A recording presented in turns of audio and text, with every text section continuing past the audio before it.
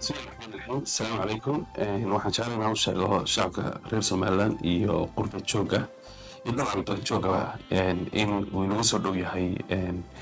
qabashada weekii qurba jooga Somaliland oo runtii sanadkan aynu ballaarinay oo aynu ka dhignay week halkii markii hore ka jirtay maalin ujeedaduna tahay inaan weynayno la dabaaldegno kor u qaadno engagementska iyo isdhexgalka iyo wada shaqaynta qurba jooga oo aynu ognahay runtii inay shaqo fiican ka hayaan maalgashiga dalka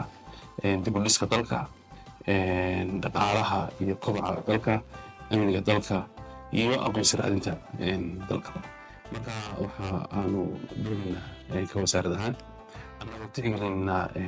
dalabkii iyo codsigii iyo dadaalkii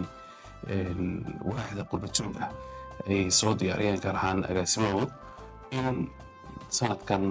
bisha August 2 ilaa 5 ay qaban doonaan wasaaraddu iyo waaxda qurba joogu shir ballaaran oo lagu dabaaldegayo qurba jooga Somaliland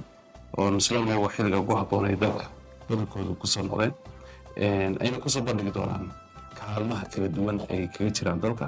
iyo sidii ay u sii loolaan lahaayeen horumarka dalkana aan aaminsanahay in qurba joogu uu yahay wada dhexaad xasan yeeshee in rabno inay sii laabno korna u qaadno qurba joogna halkaa ay isku wareysaan oo kala duwan hadday qaaradda Afrika ka yimaadeen hadday Yurub ka yimaadeen hadday bariga dhexe ka yimaadeen hadday ka yimaadeen waxbartay North America